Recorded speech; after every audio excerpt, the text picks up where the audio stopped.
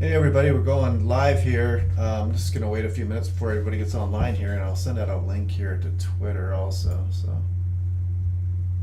grab that link here.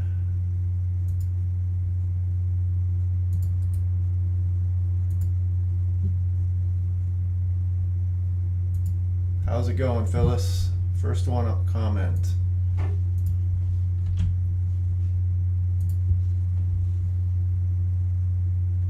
So that should do it. Let's see if that link works.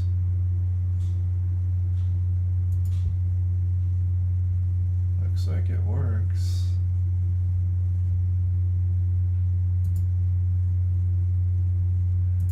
Yeah, we got some crazy weather going on. There's a lot going on, that's for sure.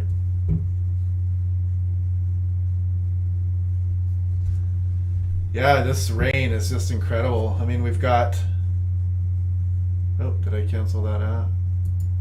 No, there we go. Yeah, we got 3 rivers at major flood stage. How much has Olympia gotten today? Welch's, Oregon. Hello. Actually, let's just look at it here. Checking the Olympia METAR here. Let's see what it says. You guys can look at my weather station there. You see I've got 2.07 inches of rain here in Normandy Park. Hillsboro, Oregon. I used to do the weather in the ATC tower there. All right, Anthony Edwards, see you later. Chewy weather, you're a member. I can see your raindrop there. Hillsboro, Oregon, awesome. I don't think, no, I think BC it's Seattle South really in Western Washington that's getting this. The precipitation's just been relentless. Southern half of Washington, mainly west side. East side getting plenty of snow. So let's see here if we're looking at Olympia's raw data here.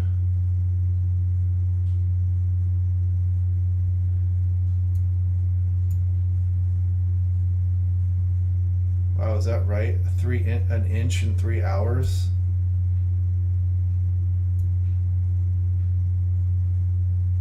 Six hours.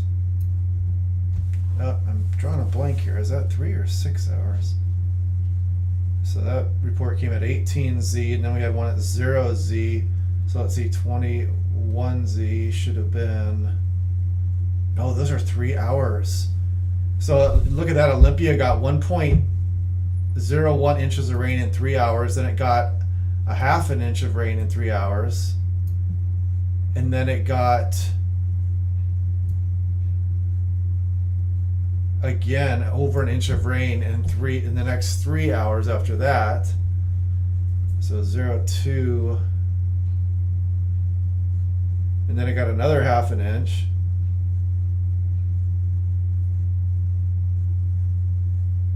Where are you located, Phyllis? Skylar Hernandez, you remember, I can see your raindrop. Driving I-5 corridor was ugly this morning. Yeah, this is just an intense atmospheric river. Kyle Gustav, yep. You have to do start your homework at like 7:30 or something. Yeah, we're gonna get a break here coming up, so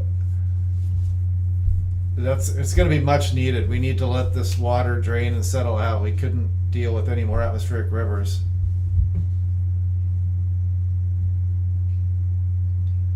Yeah, there's a few big snow piles out here, but we got over 2 inches of rain just west of SeaTac, which is an intense amount in and of itself.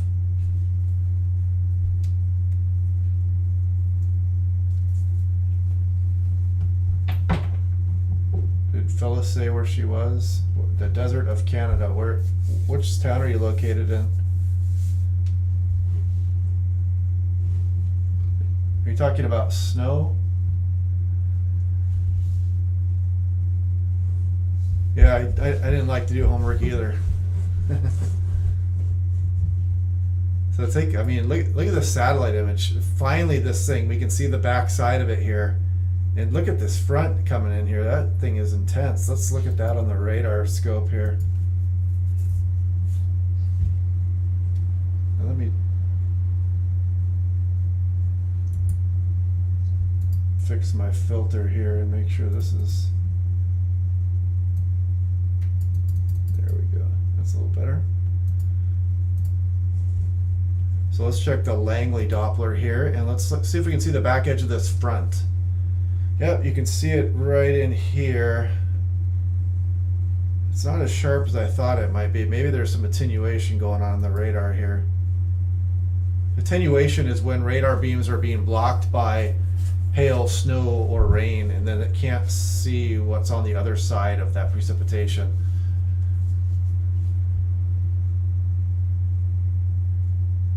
And you can see there's some segments in there, but looks like the back end of the front should be right out here. So we're still, places like Puget Sound, Seattle South really have about another hour of rain probably, of the really heavy stuff.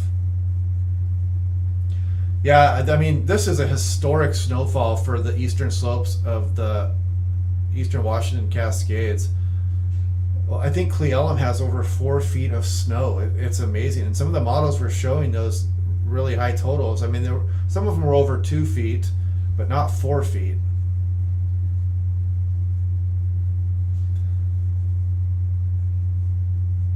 How do you pronounce that? Osoyos? Osoyos, BC? Oh, so you're border. I thought you said desert. Okay, I'm getting confused here.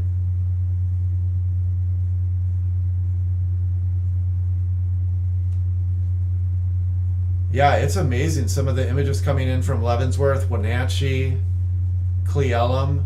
I know people that are over there, they're just stranded. They can't even get out of their homes. So hopefully they're stocked up over there. And the passes are closed. I mean, there's nobody coming through. All the passes are closed. I mean, it's been a while since all the passes have been closed. Hey, Malin Shalev, my dogs are not liking it. Yeah, my dog doesn't like the soggy grass either.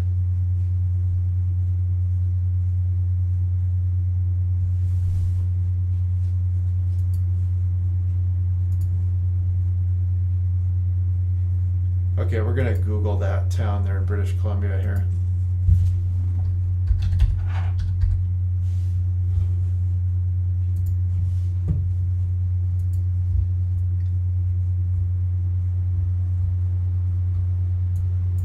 Okay, so you're in the Okanagan River Valley then, aren't you there? So it was raining out there, huh? That's interesting.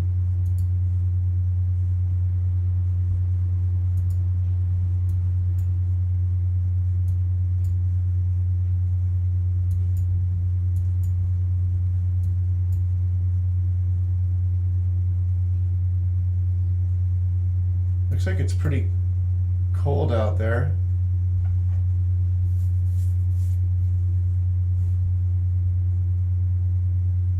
Okay, you were getting snow. Okay, I see it. Trout Lake, slushy mess. Roofs are collapsing. 3 feet of wet snow. Yeah, wet snow, 3 feet will do it. I mean, that's not much different from just the weight of water, and 3 feet of water is a really heavy amount. I mean, a gallon of water is 7 pounds. And let me change my filters again. So has anybody here seen any flooding there? Okay, yeah, Jeffrey Sturgeon asks, when do you think we'll go negative again, cold air towards the end of the month? Welcome, Keith Evans, high tier channel support. Thank you, Keith. You are making this all possible.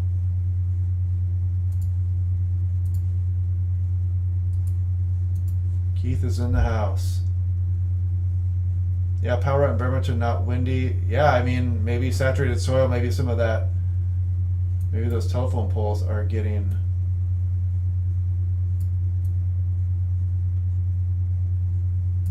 Okay, we'll just leave it there. Yeah, let's take a look at that. Well, let's just dive right into that. So I was looking at this is brand new, the European weeklies, excuse me, European weeklies ran today, so you can see the cold pattern we went through here. And if we go into the future here, this is mid-January 15th. You can see we're going to be, we're going to get a break here. It's like some above average temperatures even possible. Maybe not at the surface, maybe just aloft. We might get an inversion with some fog, so that's not too much fun either, but we do need a break from this rain. So looking here, this is 22nd. You can see the Midwest looks like abnormally cold there. I'm looking at 5,000 feet here too. So as we put this into motion here, you can see 29th, 30th. Look at that. Look at this signal. British Columbia. I don't know what somebody in British Columbia put a winter hex on Western Canada here this year, because this is a really strong signal going on here. Yeah, you're welcome, Keith. Thanks for the support, you guys. Look at this. This is February 1st. I mean, are we going to do this again this February? Check this out. This signal is really intense for British Columbia, and it just kind of hangs on there too. This is amazing. Here we are into February 10th, 11, 12, 13, 14. This is a really strong signal. And when you get out this far, a lot of times these will, they become not as defined because we're so far out, and this is an ensemble run. So, but this is a really strong signal. Look at all throughout February. It's incredible. So yeah, we definitely have something to look forward to if you're a snow lover, but that's bad news if you are somebody in British Columbia and you want to, if you want to warm up, because that looks like a pretty chilly signal starting end of January as we move into February. And we know how February has been for us. 2 out of the last 3 years, we've gotten really good snowfalls there. Yeah, I wouldn't mind February snowstorms every year. I'd love that, but I'm a snow lover, so. So when did Doughty alike? When did meteorologists begin using this term atmospheric river, and how was this conveyed prior to its use? Thanks from Langley, BC. So sometimes you probably heard it in the news in the past few decades as the Pineapple Express. That's just kind of a term that people use when you've got an atmospheric river that lines up with Hawaii and hits the Pacific Northwest or maybe anywhere along the West Coast. Atmospheric river's been used for a long time. In fact, why don't we just back out here and I'll show you. There's a lot of atmospheric rivers going on around the planet at the same time. They're usually transient though, and a lot of times they're just out over open ocean. So when they go over certain areas on land and they kind of stall out, it causes big flooding problems like what we have today. So let's look at the Pacific. We'll go North Pacific here, and I'll explain this a little bit. Should we do, why am I not seeing it? So Pacific North, okay, here we go.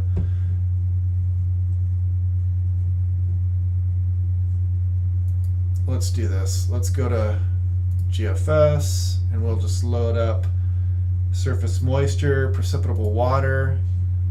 And so these are atmospheric rivers. This term's been around for a while. It just kind of, it's just something that the media will grab onto, and they'll just kind of, they use it for, it's a legit term, but they kind of use it for a punchline. So you can see we've got the one atmospheric river here too, extending from Hawaii all the way up to us, and that's what's causing our flooding and all this rain we're getting. You can see another one off to the west and then north of Hawaii here. There's even a little bit of an atmospheric river here off of Japan. And you can put these into motion, and you see that kind of slide down the Oregon coast. And once it hits Oregon coast, it is progressive, and it moves down California coast, and it weakens quite a bit. And then you can see that next one out there as that reaches up, but it's not really doing much. It's just kind of hanging out over the ocean. And then it eventually gets up to southeast Alaska just briefly, and it is transient. It keeps moving along there. And you can see it dissipates by the time it gets to the west coast. But then you can see the next one lining up out there. And that one kind of gets us off in the future there. So this is next Tuesday. Another atmospheric river might be headed our way, but that should give us some time, at least a few days, to dry out. Look, this is the true Pineapple Express. Can you see why they call it that? One day a meteorologist saw this water vapor just extending from Hawaii to Washington State, and he said, wow, You know, look at that Pineapple Express, and somebody probably thought that was funny and it caught on. But yeah, you can see that Pineapple Express there for next week. We'll see how that goes. You know, that forecast can change. And another atmospheric river here, and another one here off Canada. So you can see a lot of times there's 3 of them over the Pacific at any given time. Yeah, afraid for spring. I'm afraid for spring melt this year. Yeah, that's especially if, you know, another atmospheric river slams into British Columbia and we get a big warm up. That would be ugly.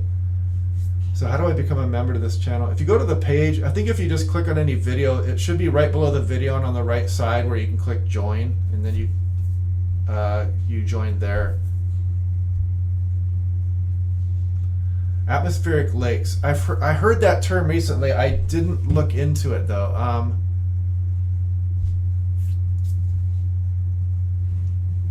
Roland Connor, Earth isn't. Yeah, the Earth's always in balance. Like I showed earlier today, if you got cold air in the east, and you know now the Pacific Northwest is warming up, so there's always kind of a yin and yang going on in the atmosphere. It's just a big balancing act. You're trying to, the planet wants to, you know, you get cold over the poles and you get warm over the equator, and the Earth is trying to bring heat up over the poles and try to balance that out. I mean, it's not something the Earth is actively doing, it's just the physics of the planet, but it's, you know, these gradients are always trying to be subsided.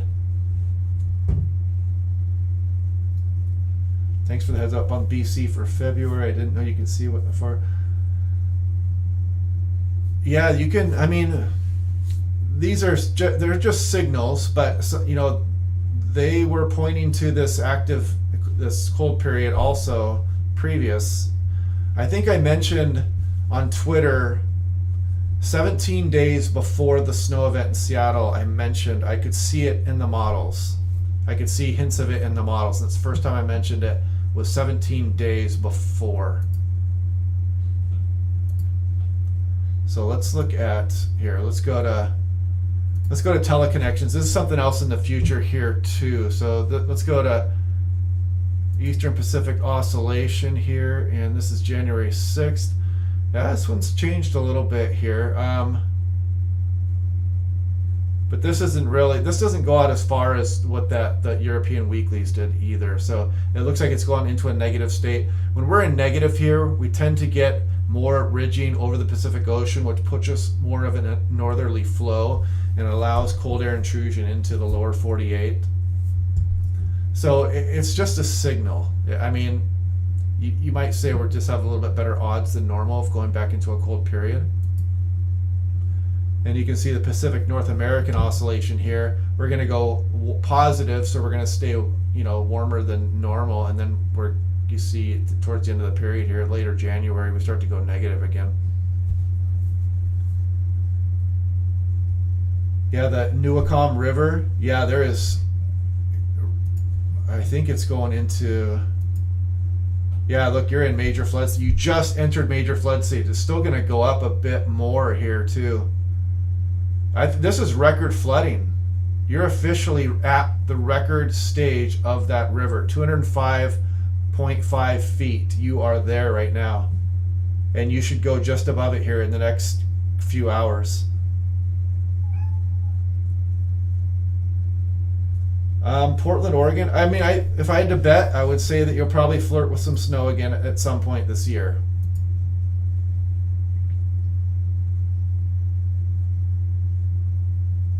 Is there a join link now? Yeah, it's a join link next to the subscribe button.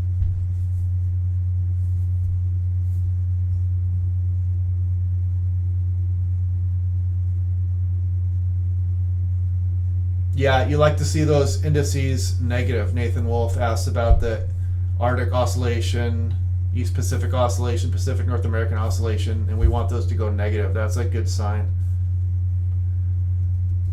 Yeah, I was kind of hyping it a little bit the last couple of days on this flooding for Seattle South and out, you know, Chehalis and the Willapa Hills, the coastal ranges. I bet some of those small streams were probably causing property damage to homes and whatnot. The rainfall totals have just been crazy. I mean, and look, it's just still raining. This is just moderate heavy rain, just continuing. and finally the back edge of this front is going to pass through. But then, even then, it's going to take a few more hours, 12 hours before the peak of the flooding occurs.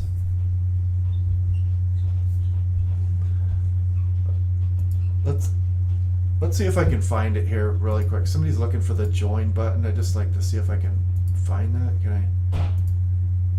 I'll just click on it's this button right here underneath the share. If you go to a video, it's kind of a join button right there. It's kind of looks a little bit camouflaged.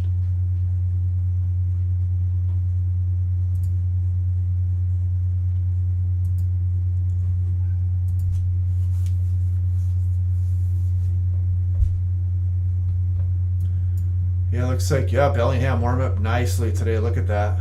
46 now in Bellingham. So all of Western Washington is nice and toasty. Feels so warm out there. I was out there with my t-shirt on this afternoon for a bit, cleaning up the yard. Yeah, I can join and pay myself. The YouTube takes a big cut. I'm on an iPhone. Yeah, I don't know how that works on an iPhone then, darn it. Laura, hit the bell. Kelly Hamilton. All right, member Kelly Hamilton. Shout out to Kelly Hamilton.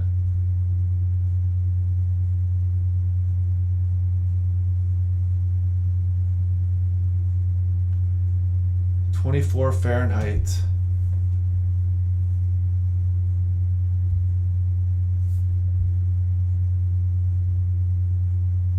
Seattle just had its coldest streak since 1996, and then a week later, the Eastern Cascades had their biggest snow. So this is a historic snowfall. It's like I was saying a few minutes ago. So if you just joined, the eastern slopes of the Cascades are just, Cle Elum has over 4 feet of snow. I don't even know what to say about that. That's just incredible.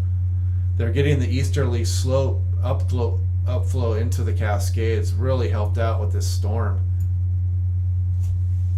And I think Leavenworth, some of the pictures coming in from Leavenworth were just crazy. 40 mile per hour plus gusts in Ocean Shore, says Kevin Henriksen.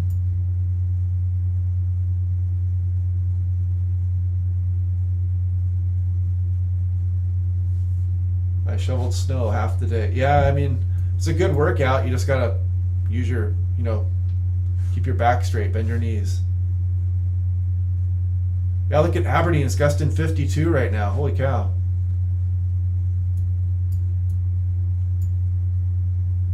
Oh, looks like out here on Fort Stevens State Park, 58, 66 at Cape Disappointment. Strong wind. Look at Astoria, 61 miles per hour right now. Go down the Oregon coast, 43. Actually, let's go back up and see what Astoria. Oh, that's on the 101 bridge there. Nice. So is that the peak gust for the day there? Let's see, 70. Wow. That must have been pushing some cars around there on that bridge.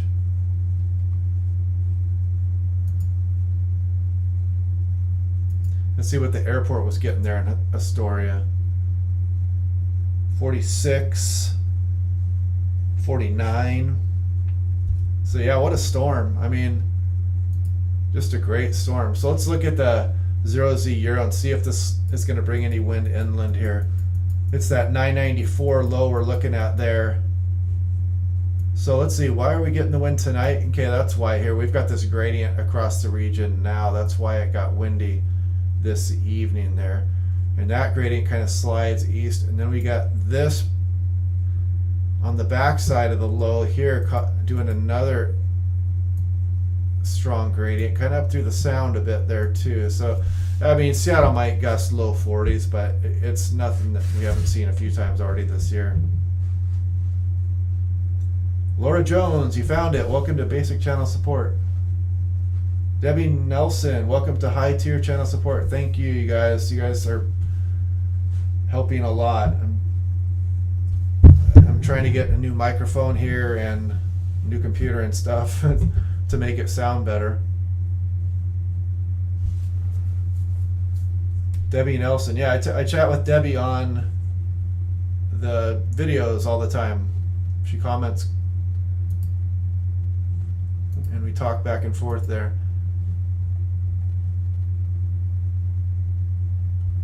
Lincoln City, Oregon coast. Let's see where. Here's Lincoln City. Look at that, 50 miles per hour just north on Highway 101. Lincoln City right there.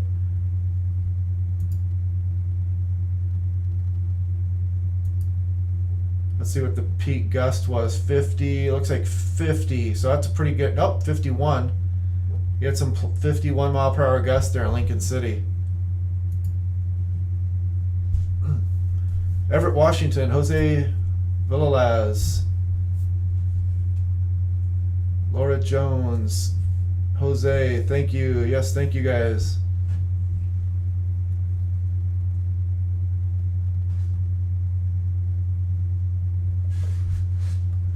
Oh, I wish I controlled the weather. Pacific City, Oregon, bad flooding there. That's, yeah, what a winter. I mean, it's just kind of, you got to be careful out there this winter. The flooding is severe. We can't even cross the passes. You know, the snow's been pretty extreme all the way down into the Seattle metro area. Well, the main thing, I had an okay microphone, but I need like a boom because it's not very close to me and I can't get it that close without messing up using the mouse. Kevin Frieda says, my parents are on the north of Ocean Park on the coast, dumping and windy, they said. Yeah, look at that. It's gusting, you know, it was gusting 66 on Cape Disappointment. It's gusting 52 just west of Aberdeen there. State Camp Hill, Hump Tulips, 47 miles per hour. And it's not going to be quite as windy north because the better gradient is down south here. Yeah, Newcastle Weather says the locals I talked to today in eastern Washington, eastern Cascade Slope, said they haven't seen a snow like this since 1996. Kelly Hamilton, thank you. Thank you very much. That's a cool little pop-up there. MSLNCS. Thank you guys. Yeah, California, good shape with the snowpack and reservoirs. Yeah, they needed that. They need a few years of that, actually. I mean, those reservoirs need to be filled, and the underground aquifers and everything. The more snow they get, the more those will fill up. If we can just get a few good years of that. You know, if they're getting that in California on a La Nina year too, maybe during El Nino, when they get better rains, maybe they'll, because I think in the next year or two, we're probably headed towards an El Nino, which is usually what happens.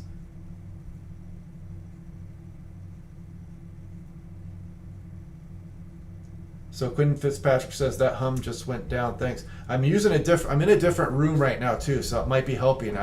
My bedroom has this huge walls, and it's just kind of an empty room, and the sound bounces around a lot. So Tokeland Split. So he used to have a place on the Tokeland Split, as zero elevation, rising ocean, more extreme weather. Yeah, and the Washington coast is, you know, sometimes the beaches change shape there. You know, like on, where was it, Washaway Beach there. Washaway Beach is here, and if you guys haven't heard of that, it's by the North Cove, Cape Showalter. A community was built right here, and you can kind of see it, and the ocean just decided to take it away, and eventually the erosion just took this area completely away. It took houses and everything, and now it actually threatens Highway 105 here. And on the other side of Highway 105, there's cranberry bogs and whatnot, and if saltwater gets in there, it kills those bogs, and it ruins the farmers' livelihoods there. Yeah, California, I mean, they really needed that snow, and it looks like that atmospheric river might slide down a bit into California, maybe give them a little bit more precipitation here too. Let's actually look at that.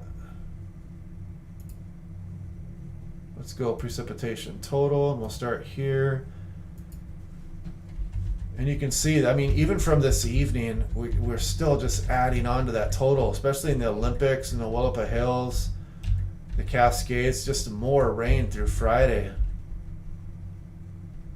And then you can see some of that slide down into California. It doesn't get too far. It gets about 40% of the way down the state to California there. But, you know, they all need it down there.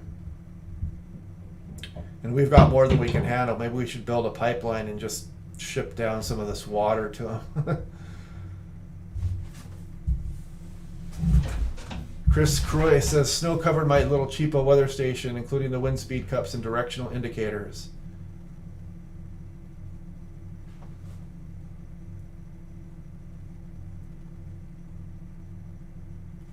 Yeah, I'm jealous of you guys getting the snow, man. I love the snow. Kevin Freitas documented Washaway Beach a bunch when I was out there. Each storm took more. Rode my bike through these bogs from Token to Westport. Hope they're safe. Yeah, I know this. Sometimes you'll see the Army Corps out there, and then you'll see even like snow plows during storms. And they're plowing rocks that get thrown up on the highway. I worry about 105 being taken away there and just eventually being eroded. But it looks like they're finding better ways to stop the erosion. I heard those larger, you know, they're supposed to put those rocks now. I forget what size exactly they were, but they put them in it. It absorbs the energy of the waves better versus putting like larger boulders. Shelly Guerrera says we have 2.5 feet of snow. Where do you live, Laura Jones?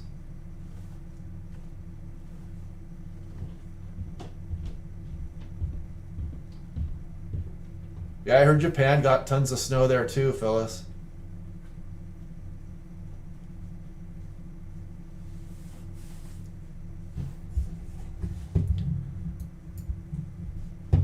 Yes, I mean, did you guys hear about the winds that were going on up there in Juneau? The really strong offshore winds a few days ago? It was pretty intense. It shut the airport down for almost a full day.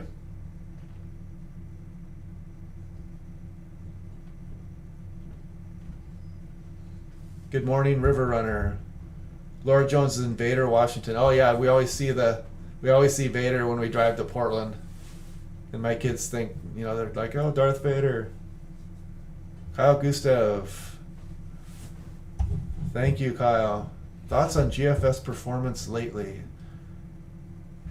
Well, it's not been terrible except for the snow. When there's a problem, I think, with the physics of when it tries to predict snowfall when temperatures are above freezing, and it doesn't look like it's going to get below freezing. For Seattle example, I mean, you guys saw that last storm, how it was just saying that SeaTac was going to get 6+ inches, and they didn't even report snow at SeaTac. But the GFS is still a good tool to have, you know, and it's run by the National Weather Service, and the National Weather Service does a lot of different tasks. And so they can't just put all the resources into the one model. Like the European model is well taken care of. There's a lot of resources put into it, and there's a lot of tweaking done to it. It's very reliable. The GFS is still good though, and sometimes it outperforms the European for short periods of time. And when you have agreement between the GFS and the European model, then that tends to raise confidence and makes a better forecast.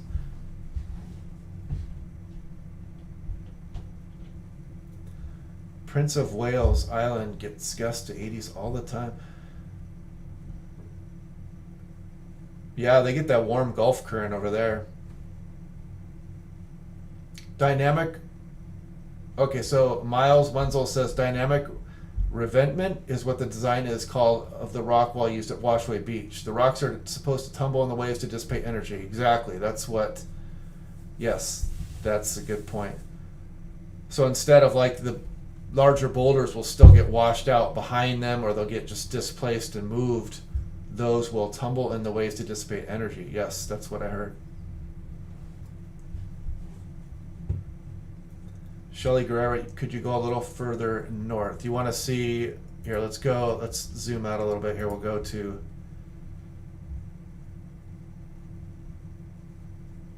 I thought we had the Canada one there. Do we not have it? No? Western Canada, there we go.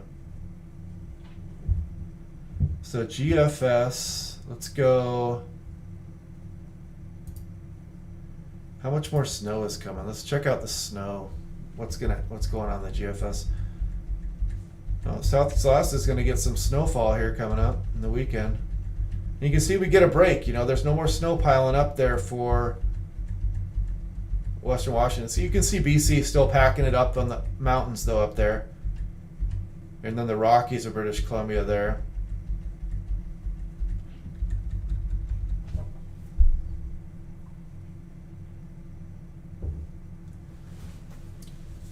Yeah, so Kyle asked, curious how people could even go about fixing small-scale localized features like that in the GFS. Yeah, sometimes storm chasers are pretty keen to this too, because storm chasers watch events so closely in the models, and they can tell that there's issues with the models, and so they can tell that something's been changed in the physics. They're trying to upgrade something in the model, and sometimes it doesn't work out that well, and then you'll see errors. And so I don't know exactly what was changed. I haven't been dealing with, I'm not privy to like the physics of what's going on with the GFS model. I'm sure that maybe I'll dig into that and just see if there have been changes and see why. You know, I know it's been having a hard time with the melting process of snow, but even then, like the last one was really bad, where the GFS it didn't even snow at SeaTac, and it was predicting 6+ inches.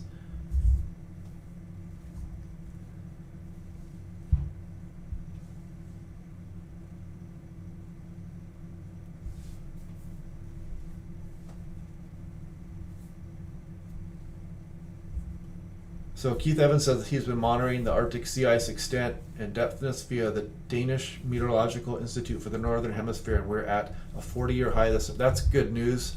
I hope that continues, because the more sea ice up there, the better chance we get for cold air outbreaks down here.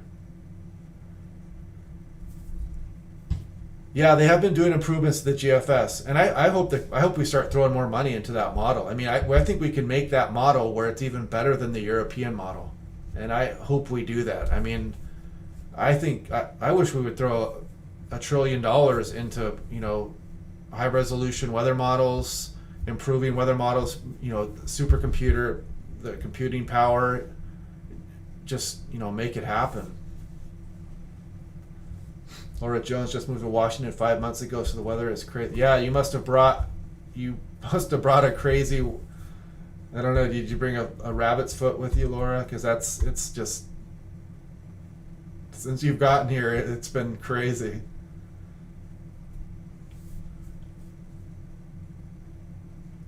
Yeah, I mean the GFS it runs so many different things too.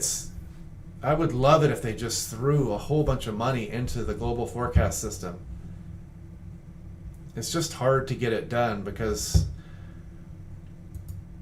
a lot of politicians just aren't that weather savvy, and they kind of think, oh, weather forecasts are good enough, but they could be so much better. Part of our limitation with weather forecasting and models also is observations. Some of our observations are not that good, so no matter how powerful a supercomputer you have and how much processing data you have, it's always going to be limited by the quality of your observations. So we really need to have quality observations.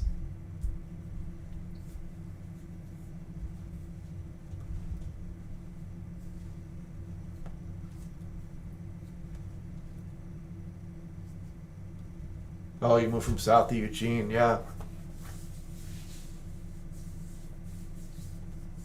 Ice storm here. Mars Boy says ice storm here. Where are you located, Mars Boy?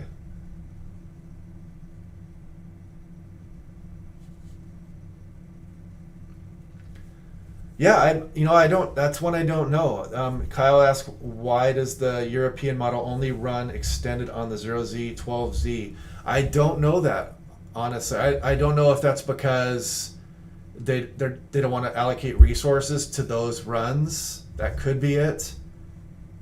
But I know the control ensemble, I should say, on the 06 and the 18Z So that's the 10 at night and the 10 in the morning European run goes out to 144 hours.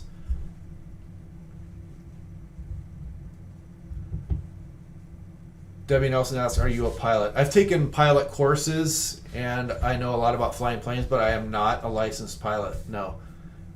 I'm a flight controller. So I talk with pilots and I give pilots the weather. I tell them what the weather is going to be. I plan their flights and I forecast for their destination and their alternate airports. How much would it cost to get the GFS on par with the Euro? Hard to say, because you could spend a lot of money, but if you don't do it right and your computers aren't processing the same way, then you could be wasting a lot of money and not really getting anywhere. But I'd like to think that if we put enough money into it, we could become on par or even be better than the Euro. I think that's possible. I mean, the U.S. has some of the best minds in the world.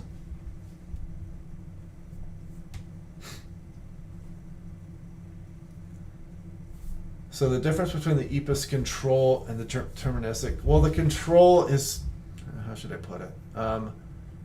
You mean the mean and so I think it's what you mean here is global ensembles. There's the mean and the control.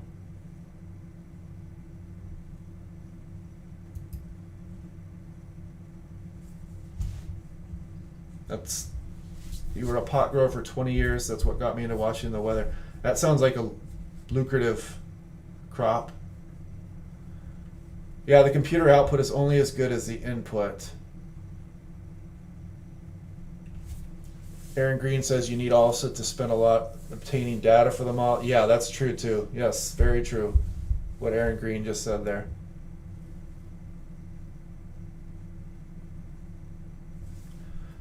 Yeah, I'm drawing a blank as to why. I forget what the difference between the control and the determinant. Okay, I'm drawing a blank. We'll get back to that one. I'll remember it here in a bit. But if we look at control for, let's see. So yeah, you'll see when I went to control run for the European here on the 18Z, it's out to 144 hours if you notice.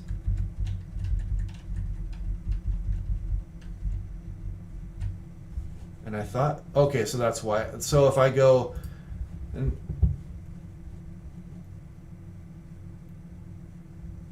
so deterministic is running the 0Z right now. Yeah, Keith Evans says that's a cool job. Yeah, you can.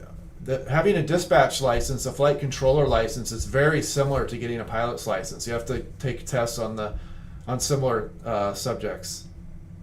Weather.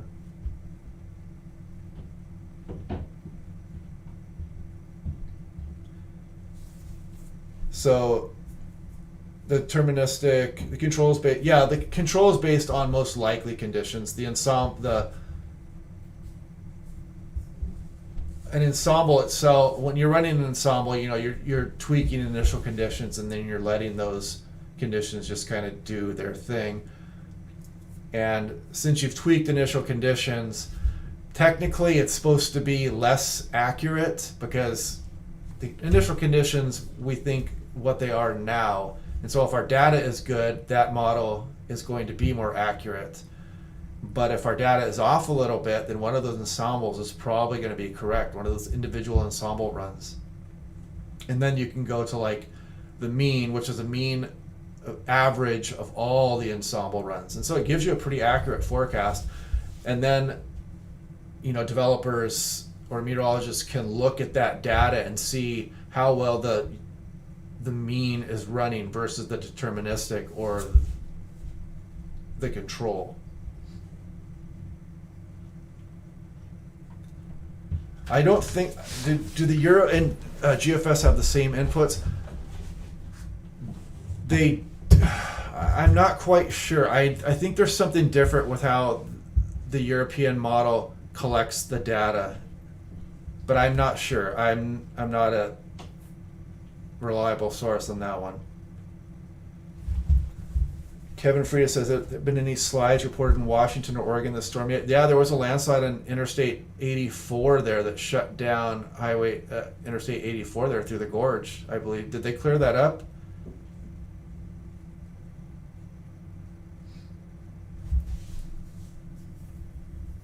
Yeah, that's something too. I wonder that exactly. I wonder when they run the European. Here, I'll show everybody what we're talking about here, so I don't leave anybody out in the cold here. What we're going to look at here is the European ensemble run for. Well, let's do like 2-meter temperature. So this is Portland, Oregon, and you can see there's 50 of these, and you're like, why is there 50 of them? Because you have one that's the initial conditions based on our observations as we think they are. And then we tweak those initial conditions a little bit differently for all 50 of these other runs. And then we just let them run out. And then when you have pretty good agreement between them, then you kind of know you have higher confidence in your forecast. See, for the initial, or right as the model was run, early in the forecast, you notice the temperatures are pretty similar.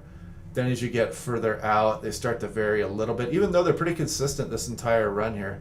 Maybe let's try something else that's a little bit different. Let's do wind. The wind's not even that bad either. We got pretty decent agreement coming up. You can see how some of these are different. And then forecasters can look at these individual runs and see which one is producing better. And I'm not sure if they change the initial conditions the same each time with each of these individual runs. I'm not sure about that. That's something that I should probably look into that and learn about that and what initial conditions they're changing. I-84 is back open, says Nathan Wolf.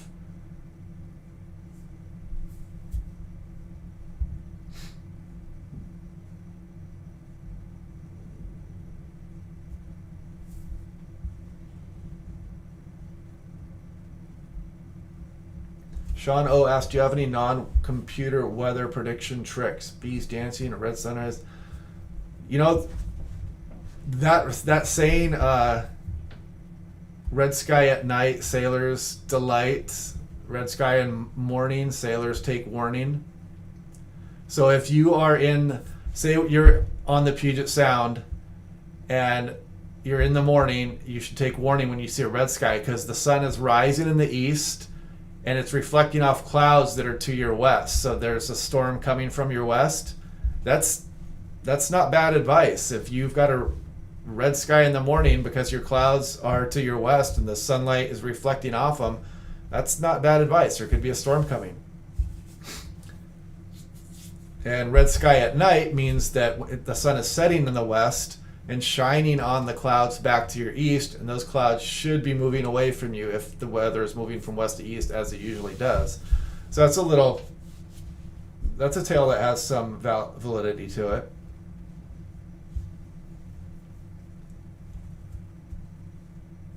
Someone got a photo from Highway 2 there.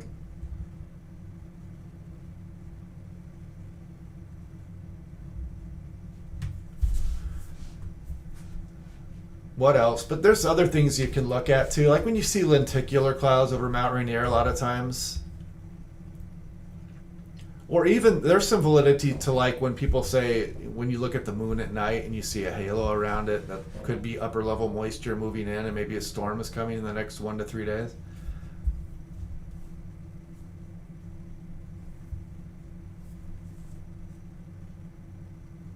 Yeah, I'm not sure what Wenatchee's all-time record snowfall was. Actually, we might be able to look that up really quick. I can look at climate data here really fast. Let's try to look at that here. Well, we'll just dive right into Washington and we'll go down to Wenatchee.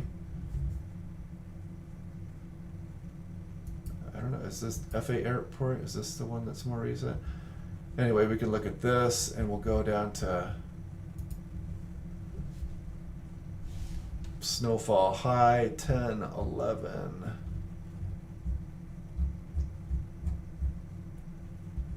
Oh, the FAA site there, 11 was the highest, so we're going to smash that. Let's try.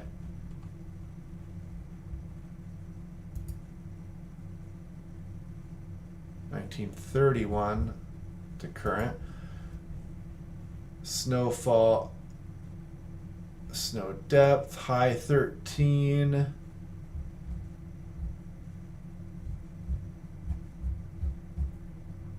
$14, 17.7, December 9th, 1971. And what is 1 inch you have now? Anybody? Yeah, 17.7. Yeah, Keith Evans says it there too. I like looking through these climate charts for stations sometimes too. I was looking through Paradise the other day, and there was 2 inches of snow fell in one day in August once. I would have liked to seen that one. Let's see how this front's looking here. That's a nice looking front headed our way. You can see that low developing on the back side of that front there. Nice atmospheric river. Man, what a rainmaker. Just incredible flooding going on. Do we still have... Here we go. The Newacum River looks like it's going to set a record flood stage here. Yeah, it was observed 8:45 p.m. at 205.5 feet. So that makes it a major flood. It looks like it's going to get just below 206 feet here. So Donald Ross, where are you located, Donald Ross? He's asking, when will the temp go above freezing so the freezing rain will not damage his or break branches on his fir trees?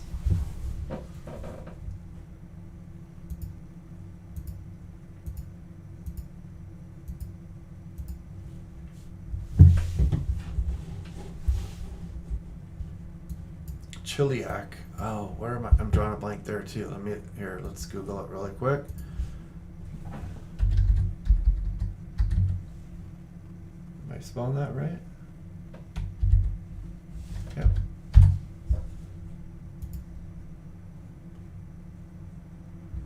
Oh yeah, you're a bit back in there, aren't you? Yee. Yeah, so you're still... Look at Vetter Crossing, 30 degrees still. There's still cold air trapped in there. Look at, even Sumas is still 31 degrees. Not good. Yeah, it might be a few more hours before you get out of that. How's the wind? What's the wind doing out there? Is it out of the northeast strong, or is it pretty weak? Yeah, Evan Elliott asked, is that going to flood the freeway through Chehalis? Remember when that happened in 2007? That was an intense flood. I mean, that shut down I-5. That was wicked.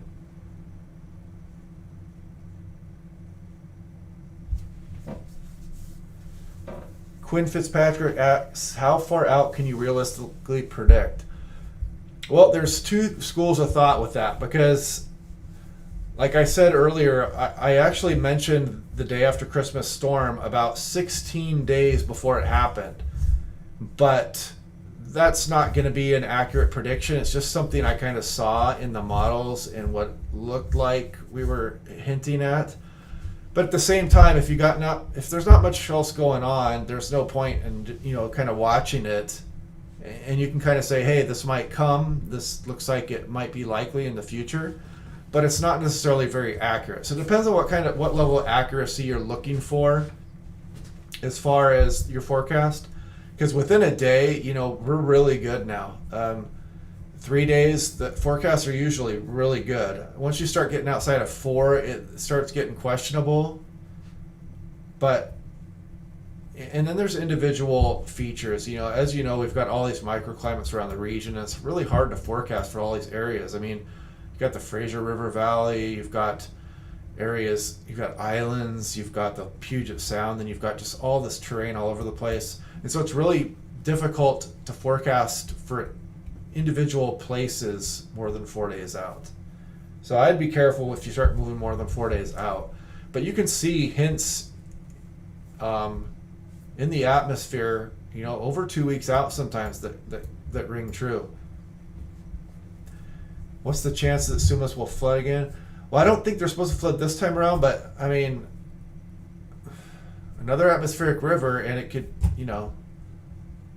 So there's a chance could happen.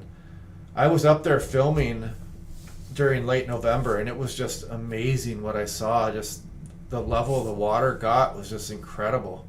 All the debris through the city, and you could see it just several feet up these fences, like in schoolyards and tennis courts. It was amazing.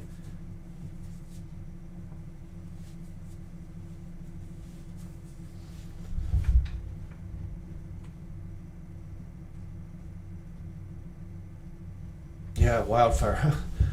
I could do, yeah, click like if you guys want a full summer without wildfire smoke into Western Washington over here. I mean, man, it seems like it's been getting quite a bit worse over the last decade or so. Hope this is not a trend.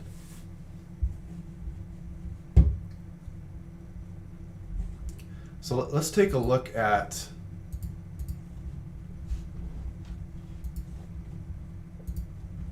so we can just back up from here. Let's look at Chehalis too, because yeah, I mean, if that river is going record height, that could, I mean, is anybody down there on I-5? Is I-5 open? Is there any water approaching the highway? I kind of wonder what's going on down there. Maybe we could look on Twitter and see if anybody's talking about Chehalis.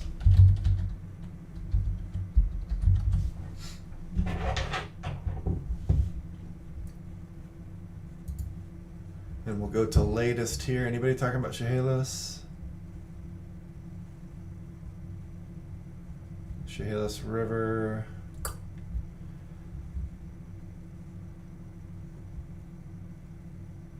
Near historic flooding and forecast for the Newacum Chehalis rivers. Yeah, it looks like they're going to reach their all-time record high.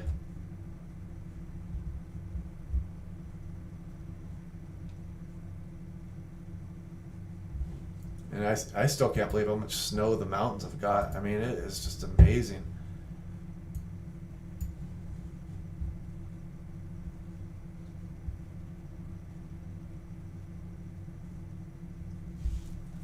Yeah, that was Nathan Wolf says he can't imagine that the trash piles that accumulated after those floods in North Washington. That was really sobering too. I mean, a lot of the homes, you could see they had to move all their stuff out. It was just destroyed, and there were just yards full of trash, and they had to pile it up in the middle of the city there, and that train got derailed and the tracks washed away. It's not fun. I mean, having floodwater is extremely dirty. It's filthy. It's just got sewage in it. There's gasoline, oil, there's human waste. It's just really bad news. And so when it gets in your house, you have to replace anything that it touches. You can't, all that drywall's got to come off. Sometimes it ruins the studs. I mean, it ruins electrical wiring sometimes. It ruins flooring, the hardwood floors. It's a mess.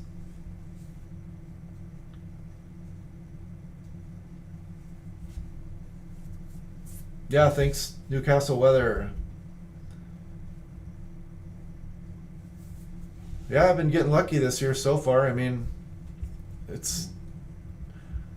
think if a good forecaster just kind of sticks with it, you can do pretty well if you just keep up to date in your forecast and stay on top of what the models are telling you and what experience from past weather events shows you.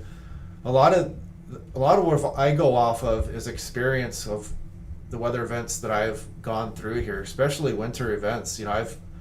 I was born here in 1972, and I can remember the late 70s, and I remember all the snowstorms in the 80s. I remember like specific details about storms, about all the snowstorms actually. It's just something that sticks with me like really intensely. I remember the 1990 storm, 1989, 1985, there's 1983. I remember storms in 1981 even. I remember 1996, I remember the back-to-back-to-back La Niñas in the late 90s, the record snows in Mount Baker.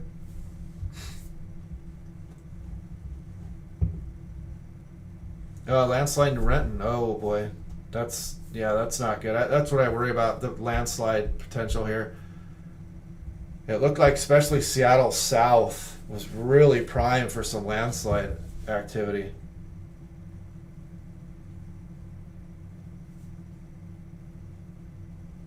Pretty stormy here on Whidbey Island, says Jonathan Pulley. Central Whidbey Island, wind gusting 40, 45 and raining.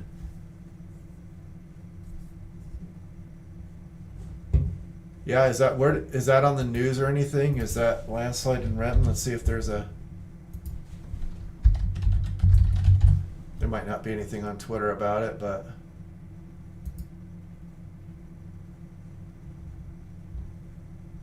Yeah, there's going to be probably all kinds of... Here, let's go to... Yeah, look at this. That's Sue Martin on Twitter, says, be careful, there are bound to be more landslide blocking all lanes of Maple Valley Highway in Renton. Wow. And you can get some images of it here too. Let's see if we can see it. Yeah, check that out. Brought down trees with it and everything. Doesn't look like anybody was in the way of it there, at least.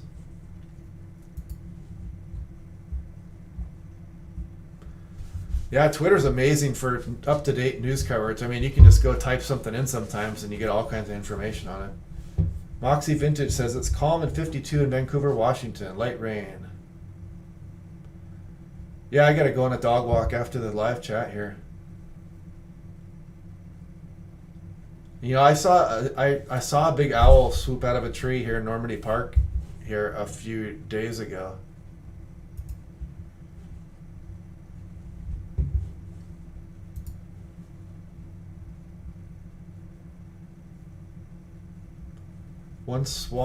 Jonathan Pulley says, one small mudslide that I know of on Central Whidbey Island. Thanks, Cameron. Yeah, it can be tough on the news. You know, they only get a small little clip or a little snippet. They have to just kind of put what they know on there. They only have 30 seconds sometimes. And yeah, so there's a lot they have to cover.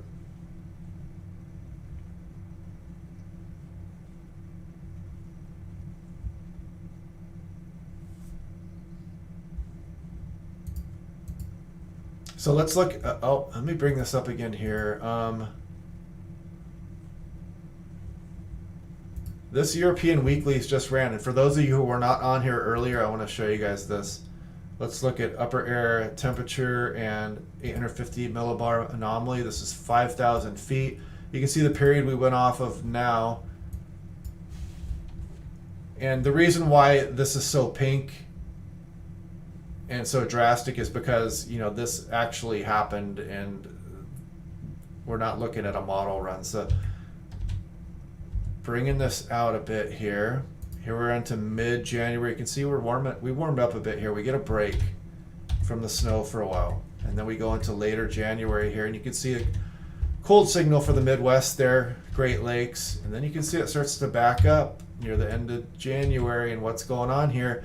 Look at Western Canada, again, British Columbia. That's a very strong signal for the end of January. And the Europeans been showing this now for a few runs. And you're probably seeing some people chat about this on Twitter by now. And this just, it's good for snow lovers. I mean, if you like snow, that is a nice signal to see. And check this out. These are every time I click here is a day. What a strong signal. I mean, it just stays with us into mid-February.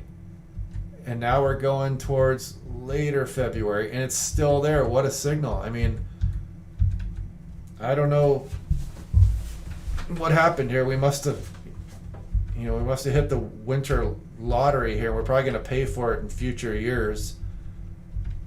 Hopefully not too badly. Because some years we go without snow here, and it can be pretty. There's always stuff going on that makes the weather exciting, but a snowless year isn't. I like to get a snowstorm or two during the year. Debbie Nelson, thank you.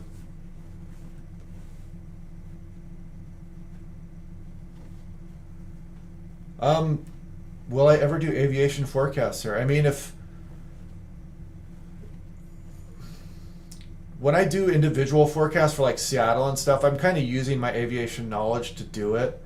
Aviation forecasts are kind of mainly, they're a little bit boring sometimes. I mean, like when I at my job, I'll forecast sometimes for 20 to 30 places a day. So it keeps my forecasting kind of sharp. But generally, you're looking at just your timing when a plane is going to land. You kind of look at what significant weather is going to be going on, what the wind direction is, and how the runways are aligned at that airport. Is there any contamination on the runway, any snow, anything like that? So, yeah, it's all about safety. The FAA knows the value of the forecast, the aviation flight controller, and they're great to have behind the scenes, because it's when a flight controller works with the pilot, we are 50-50 basically. We have to be in tandem. We can't do something without both parties' consent. So when it's the pilot, you want him to fly the plane, you want everything to be safe, and you want somebody on the ground, that flight controller, to just be watching the weather like a hawk, looking for any kind of change. So, aviation weather is pretty basic. You're forecasting for one airport, for example, like SeaTac, and then you're just you wanted a wind direction, timing of precipitation, snow, and the forecasting for the general public is a little bit different, because then you're trying to pick around the areas of Seattle, and you're trying to determine like snow depth, and temperature matters a little bit more. I mean, it matters in aviation, but there's different things. Like, it doesn't matter how much it rains at SeaTac, generally, if you're an aviation forecaster, for example.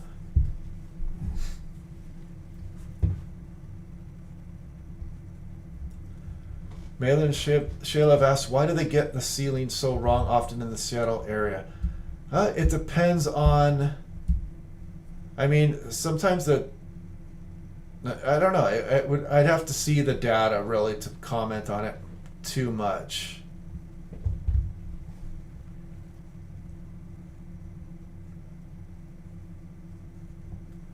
January doesn't look good for VFR. Yeah, no, it looks like we might get some fog here too.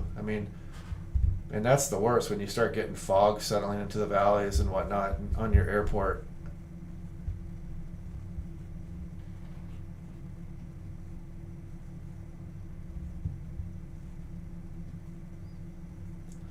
Yeah, that's another thing. Aviation forecasting is big on, icing,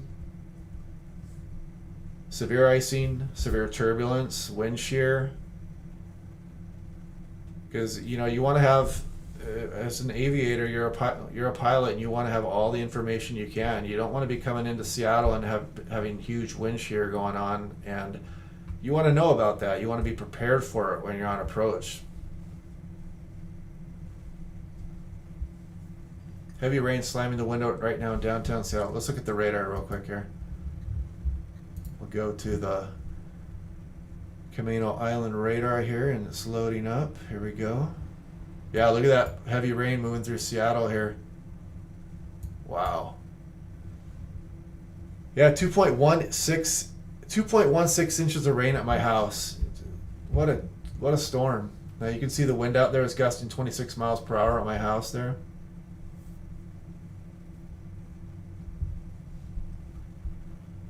Yeah, I wish a million subscribers. If I get 1 million subscribers, I'll quit my day job.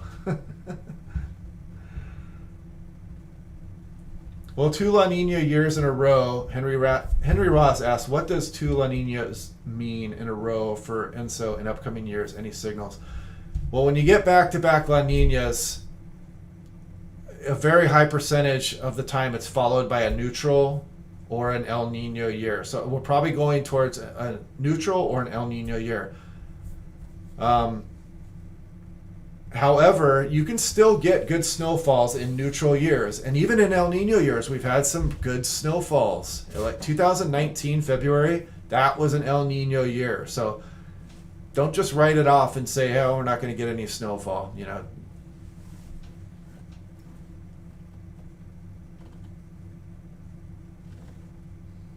Yeah, Nathan says unhealthy air quality comes with inversions are annoying. Yep, I'm not a big fan of the stagnant air for sure. 53 mile per hour gust on northern Camino. Yeah, no, I'm not. No, I love my job. It's Alaska Airlines is awesome. The people that work there are great. The company's good. They care about the employees. They're very nice.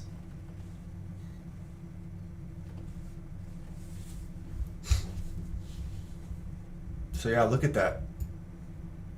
And you can see the rain shadow, and you guys see the rain shadow just over kind of Camino Island there.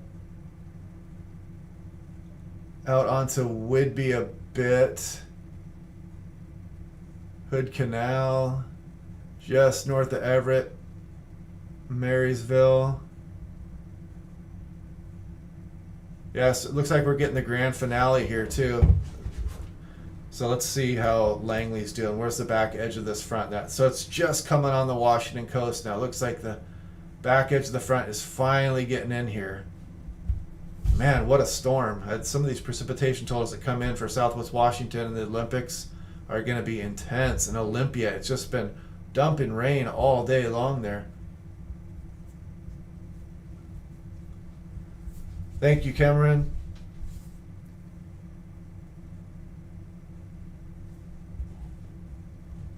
Looking at the radar, the interesting heavy rain is just sitting on the northeast edge of the Olympics. Do you mean... Yeah, so what is the wind direction right now? So we're getting a little bit of a... It's just basically southerly there. You're probably getting the southerly winds kind of banking up here. And as it comes off of the Olympics too, that rain shadows because you're getting winds over the Olympics and shadowing here, and it's not shadowing in this area at all. It's not shadowing up here over, Victoria, San Juan's here. It's not, you're not rain shadowed.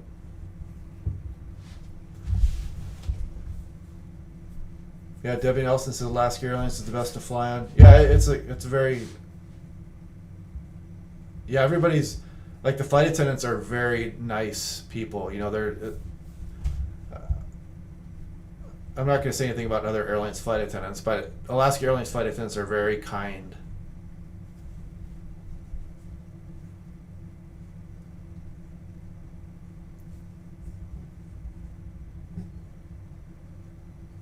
Yeah, it looks like, so this right here, this precipitation is just still occurring. You just it hasn't suffered the downsloping effects off of the Olympics yet.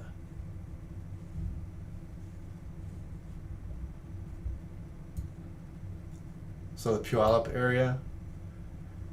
Some of this might be attenuated too. I don't know. Is it raining hard there? Are you getting heavy rain there in Puyallup? Yeah, this is probably causing a little meso-low. Jonathan Pulley says wind's starting to get really strong along Admiralty Inlet and central Whidbey. That's probably what's going on here too. You're getting a little bit of a meso-low here. As this sinks, this air warms a little bit, causes actually a little meso-low pressure here. And you can get a tight gradient. That's probably what's happening there on central Whidbey Island. Yeah, okay, so Mark Peterson says Weather Underground has reported tornado-like Doppler near in the last half hour. That's something that routinely happens on the Olympic Mountains there. It's just a terrain effect. The Doppler sees kind of wind shear due to the terrain, and it calls that TVS, that tornadic vorticity signature. It's there quite a bit, especially in powerful frontal systems like this. It always shows up. It's something I've seen for years show up on the Doppler radar. Yeah, I'm getting tired. I was working on trying to fix up this room all day too.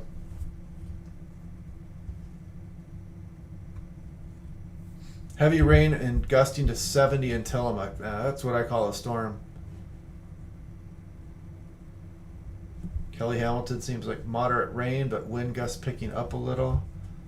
Yeah, it's probably going to get windy when the back edge of this front moves through a bit. I mean, not an extreme windstorm or anything, but just a bit gusty.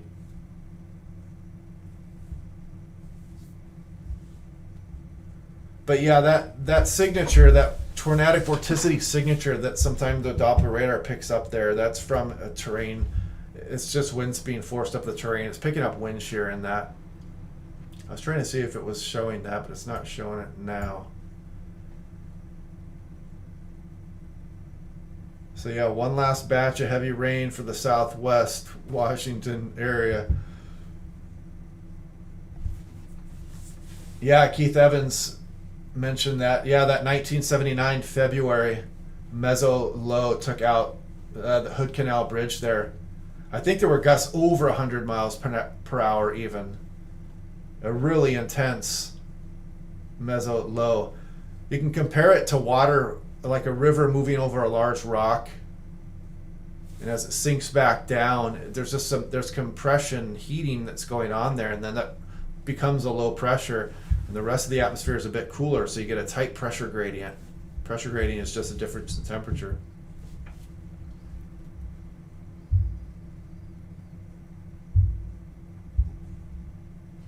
Jonathan Boyd going to the National Storm Chasing Summit later this month in Oklahoma. Yeah, I should have gone to that. That's the Chaser Con, right?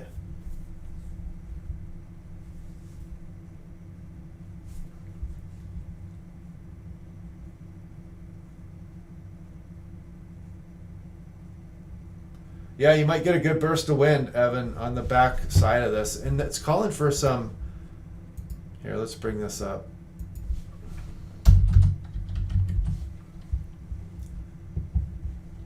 So yeah, Seattle, the mean is around 40. You could get some nuisance power outages through the Puget Sound with these wind speeds, especially with so much rain. Seattle south, there could be some trees coming down there.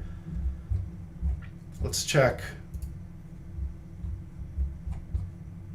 Whidbey Island. Let's look at Whidbey Island. Yeah, the mean is over 40. This is for into tomorrow morning, so it's going to get breezy on the back edge of this a bit. And that's going to continue through Friday afternoon, it looks like there.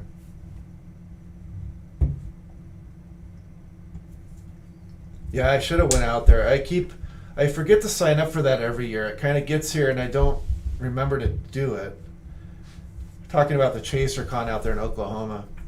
I know so many of those guys out there. I chase several weeks a year. Oh, that's something I was going to ask you guys. Yeah, Jonathan Pulley says I'm mainly going to meet. Yeah, me and Reed are friends. We're not good friends, but we know each other. We chased with each other quite a bit, kind of not together, but caravanning in cars. After the same storm, and whatnot, we'll stop, and sometimes we played football before one of the chases one day, and me and Reed chased in Wyoming in 2018. And we were right next to a tornado. It was only me and him. We were really close to it, and it tore a house pretty much in half. And we stopped there and we talked to the guy, and Reed had a flat tire, and very intense situation. But yeah, he's a good guy, man. He's really nice. Yeah, I'm a storm chaser, weather spotter. Yeah, that's me.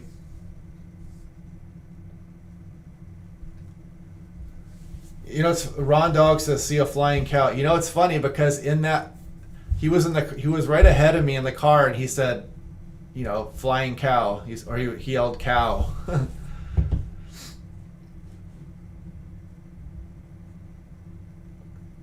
Yeah, Mountain Vernon's staying in the rain shadow a bit. I mean, you might get out of it for a bit, but by that time the backside of the front's going to be on you. You see it out here?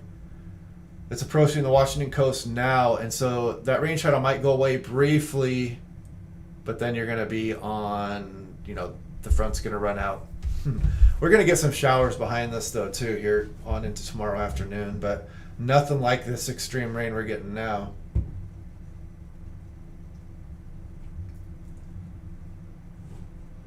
Yeah, I should link that video. One of the funniest videos on Twitter is when Reed was getting hit with big hail in Wyoming in 2017. It's really a frightening thing when you're getting hit with hail bigger than baseballs. You know that you're going to be okay, but your limbic system kind of goes into overdrive and you just start fearing the worst. Debbie Nelson loves Reed Timmer. Yes, he's a very nice guy.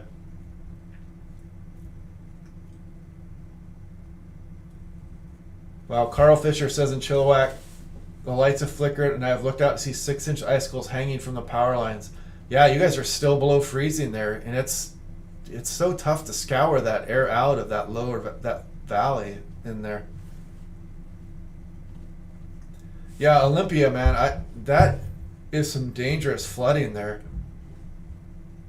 Let's see what the latest looks like. It's the wind's picking up there now too, gusting 40 miles an hour. So in the last 3 hours, at 10 o'clock, ending at 10 o'clock, Olympia picked up 84 hundredths of an inch of rain.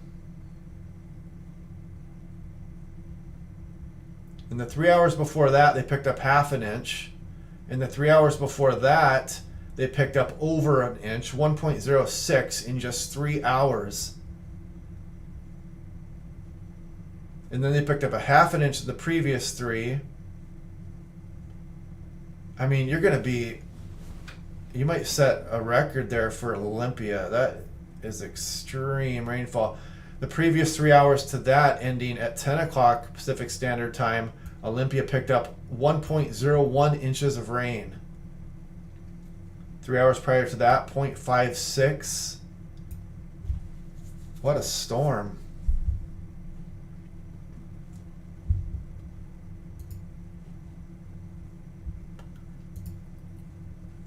So Whidbey Island, we looked at the winds. Let's see, let's look at Olympia since we were talking about it just now.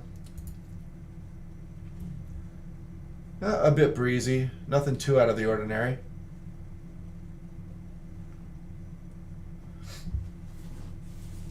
Yeah, that's one of Reed Timmer's signature looks there with the side window blown out. Yeah, I think my yard has been completely saturated. Since at least November. I mean, it's going on a good 2 months now.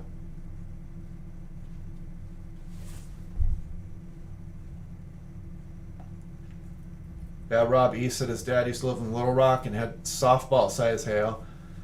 Yeah, man, that'll do some damage. I've seen those pierce roofs. Yeah, big hail can kill you if you are not careful.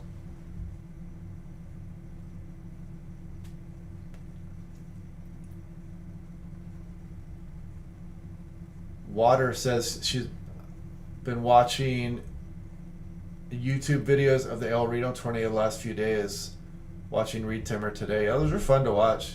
If you guys haven't seen those storm chasing videos, check out some of Reed Timmer's videos there.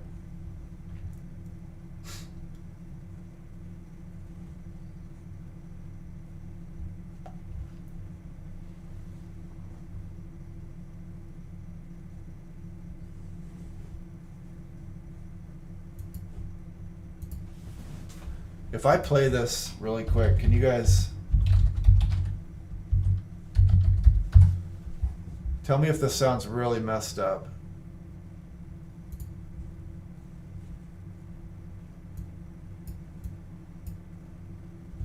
I don't know if this is gonna work. Nope, I don't think this is gonna work.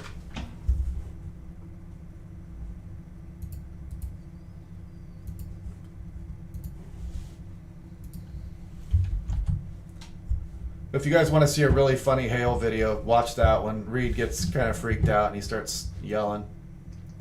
And it's funny because when he was getting that hail, I was about a mile south of him and I didn't get the hail, but then I drove right where he was and I saw how big the hail. It's the biggest hail I've ever seen. It was pure softball size hail, giant stones.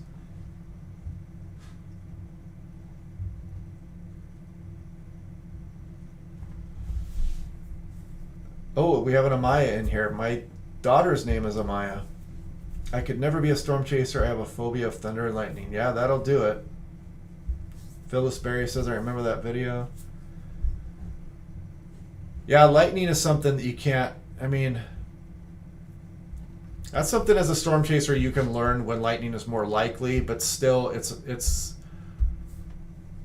a really random event at times, so you have to really be careful. When there's any chance of lightning, I'm usually sitting in the car because you're sheltered in there pretty good. You don't want to be standing out and being the tallest thing out in an open field when you're out storm chasing when there's lightning around, because that can end badly.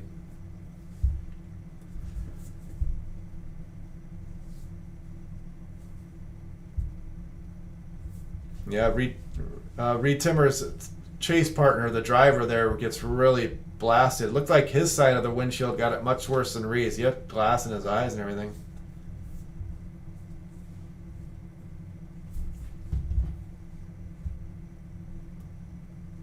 It can. So Nathan Wolf asks, is a turquoise color in a thunderstorm means hail? Is that true?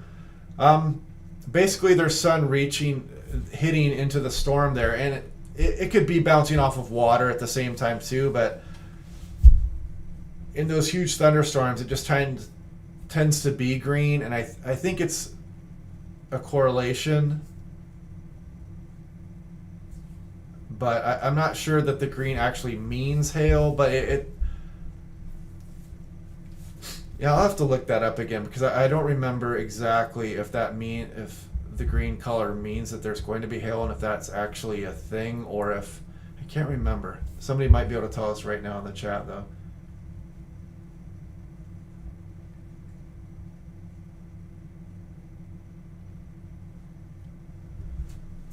Yeah, Jonathan Pulley says he's scared of tornadoes but would feel more comfortable while he's storm chasing with Reed. Yeah, if you're an experienced storm chaser, that you can be, you kind of know what's going on and you can tend to be safer, but it still is inherently a dangerous thing to be out storm chasing. Rob East, thank you for your weather reports. Thank you. Moxie, all right, Moxie, thanks for coming by. Go bathe that dog. Yeah, I can't wait for thunderstorm season here too. People get pretty excited about the thunderstorms here too. I love covering those. I'll get some good forecasts when those thunderstorms start rolling in here. Okay, so it's 11:40. I'm gonna go ahead and sign off now, so I can get up and do my morning video, and then maybe I'll do another live stream tonight, or tomorrow night. We'll see how it goes. And if not, it'll be in the next few days. But I'm going to sign off here. So thanks everybody for stopping by. And, like we said, remember, once the rain ends, the rivers are still going to be rising for probably another 12 hours. So watch your small streams in your area. Don't drive through flooded roads. Call ahead before you're heading somewhere. Yeah, thanks everybody. Good night.